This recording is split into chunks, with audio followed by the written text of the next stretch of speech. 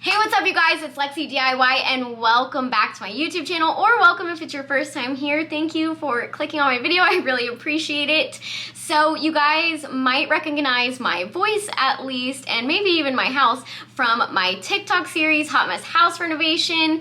And basically here on YouTube, I kind of take you behind the scenes even more. Obviously TikToks are very short, only 1 minute long. So here's a more behind the scenes, in-depth look at what we're doing. Today we are going to be demoing our master bathroom, and let me tell you, it is such a transformation already. Make sure that you stick around till the end of the video because I am going to be showing you some of the items that I am using to design the bathroom and things that I've picked out. So you'll get the first sneak peek on what the new bathroom is gonna look like when it gets put back together. So make sure you stick around till the end. And if you're not already, make sure to subscribe to my channel and hit that bell notification so that you never miss when I upload next. Without further ado, let's just go ahead and hop right into the video. This is what we're starting out with. This is our master bathroom. It is straight out of the 1970s. Everything is so grimy and disgusting, so we decided to start new. The vanity and the mirror, just not our style. It probably could have been saved, but I wanted a different vibe. The shower was just seriously disgusting. So anyway, also this towel rack, I started to take it off, and one side was like wood glued to the wall, and that was very unfortunate because it did leave a giant hole in the wall. Now, please watch me epically fail at attempting to take down tile without knowing how or what tools to use, just randomly guessing out of pure confidence. Really thought I knew exactly how to take tile down from a wall without even looking at so much as one YouTube video. I was wrong, okay? I was wrong. Had the wrong tools, too confident. So this is what happened. Now this is because they like wood glued a towel rack to the wall. You can, like on the other side, it didn't do that, but they only glued one side, so I had to do that. Unfortunate, whatever. Here's a hole, here's a hole. Needless to say, we're gonna need some drywall repair, but it's all part of the process, so it's totally fine. Now, I think I know how to do it. I think I got better tools, so let's go ahead and take two. I was so discouraged last night that I just gave up for a little bit, but today's a new day. So, after doing some research, I realized that I needed to scrape the grout out with this tool. It said to start in the middle and try to find a loose tile. However, that wasn't working for me, so I started at the top. Now, as you can see, the drywall behind it is still getting wrecked, which I kind of expected, but it was just taking so long that I was over it. Also, that little tile chisel definitely needed that.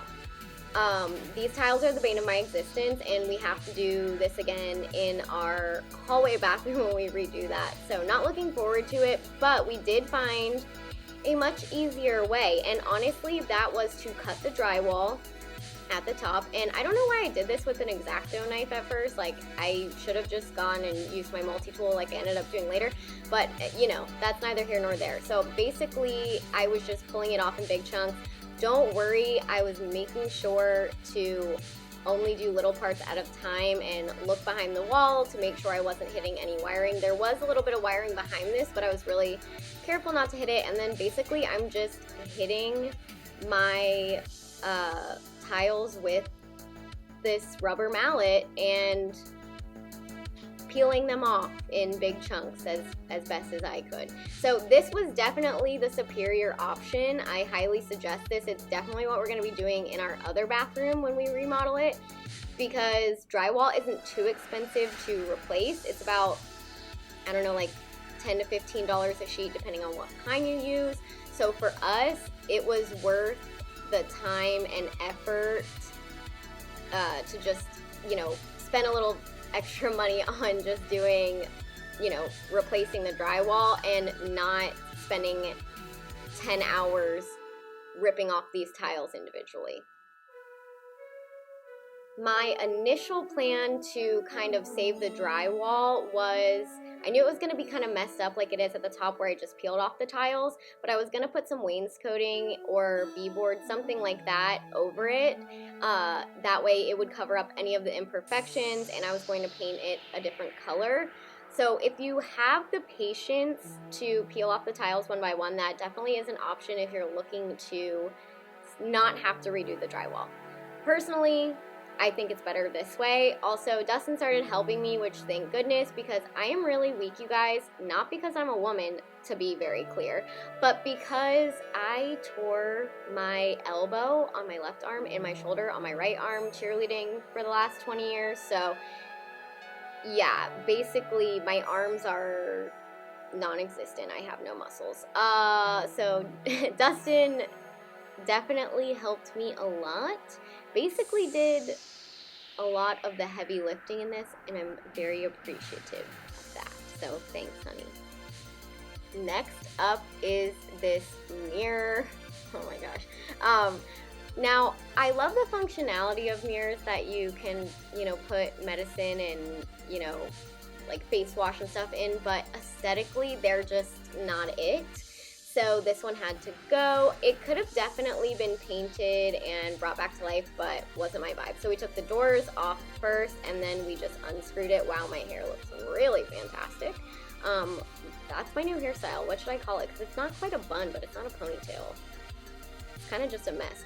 Anyway, so we got that off of the wall, and then we started on the vanity. So we took out the drawers and we took off the doors. Now this vanity was absolutely disgusting, peep it. So there was, even though on the outside it looked savable, on the inside it just was not. There was a lot of water damage. You can tell something had happened to it previously, and there was randomly a TJ Maxx bag down there. So anyway, Dustin turned off the water, and then he started to disconnect the pipes under there. There was some water that came out, which was really gross, but it's totally fine. And then we started to take off the vanity.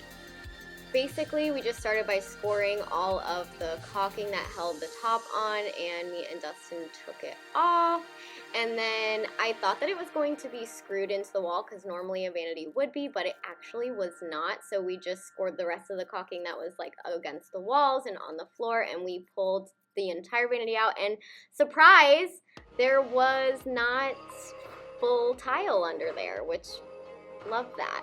So anyway, here we go again with some more tile. Now I am trying to save this drywall, so we did not just bash this part in, but you'll see in a second we used our same tactic on this wall right here. And we're gonna re-drywall that. Now, we have yet to do the toilet yet, because there is like some more tile behind that and surrounding this like casing that I think you can see it in an earlier shot that I'm assuming holds plumbing. So I still haven't got to that yet, but we are gonna be replacing the toilet. So I guess after I take the toilet off, I will do that. Next up are these shower doors. Now, I agree that shower doors are superior to shower curtains just because they keep the heat in a lot better, and I am always cold. But basically, we just had to unscrew everything and peel it off. So that was actually fairly easy, a lot easier than I had anticipated. And then we started to take off the stuff for the shower, like the handles. Now, we could not get the little bath spout off. It was really, really difficult. These handles were fairly easy once we figured out how they popped off. But we ended up having to actually get a wrench because that thing was on there really, really tight. So Dustin tried to get it with some rubber gloves, and that wasn't working. So finally, we just went to Home Depot and bought a wrench. And yeah, definitely worth it. Now I'm using the multi-tool to just kind of score around the drywall and take it off around the shower, because the shower is installed in like 3 pieces. At least most of these showers are. And then you basically just have to unscrew it from the stud, so you just have to expose that part. Now you do want to be really careful during this process because obviously there's plumbing behind there. There could potentially be electrical, so I'm not putting my multi-tool all the way in. I'm just kind of like cracking the surface, and then I'm using the other tools to get it out. And then we just unscrewed those screws and basically just ripped it out. So I thought that this might be a little bit more difficult, but I would say that the shower demolition was actually fairly easy. Again, I'm just doing the same thing at the top of this part. Now, if your shower is installed like this one was, it would probably be easiest to take both of the side pieces off first because they kind of click onto the back piece, if that makes sense. You might be able to see what I'm talking about here in a minute.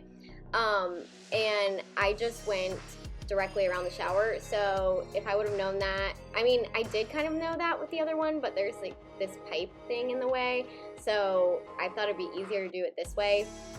Turns out kind of wasn't. I mean, it still wasn't that difficult, but Dustin did end up having to cut the shower to get it out and not mess up the plumbing with a saw. These fiberglass showers are super thin, so once he had it cracked with the saw, it was fairly easy for him to just kind of like rip it. And then I was taking out the little like overflow thing, which I actually ended up not being able to get out because I wasn't strong enough. There's like a little hook on the end of it. I don't know how to describe it. So Dustin ended up pulling that out. And then he was getting the rest of the tile off so that we could see the screws to unscrew the tub. And then he got the drain out, and something that we weren't really anticipating turning this into a stand-up shower was obviously that we're going to have to, like, we knew we were going to have to fix the drain situation, but I didn't even think about how there's these 3 handles. So we're actually going to have a plumber come in and do the plumbing for us and put like kind of start to put the shower together, and then we'll do the tiling and everything. But anyway, yeah, so then we got the tub out. Dustin ended up having to actually cut it with the saw again, but like I said before, this stuff is really thin, so once you get it with the saw, you can kind of just like rip it off in pieces. Now that we have the tub out of the bathroom, it looks so much bigger. Here's where we are now. We still have to take out the toilet and some of that tiling, but it's looking really good so far. So make sure to come back next week or maybe the week after. I'm not sure when it'll be done. If you made it all the way to the end of the video, thank you so much. As promised, here are some of the items that I am going to be putting in my bathroom renovation. These are some things that I've already picked up. I'm definitely going to be letting you guys know how much everything costs, and I'm going to do a full breakdown of that when we actually put the bathroom back together, so make sure you stay tuned for that. Also, make sure to follow me on all my other socials. They'll be linked here on the screen and in the section below in the description, as well as my Amazon storefront. I do make a small commission if you guys purchase anything from my Amazon storefront, just a heads up, so don't feel like you have to, but I do have almost everything that I've been using so far to renovate the house, or my past DIYs for my wedding if you are a real OG subscriber. So anyway, without rambling on much longer, I just want to say thank you so much for watching this video, and I love you very much. I'll see you next week. Bye!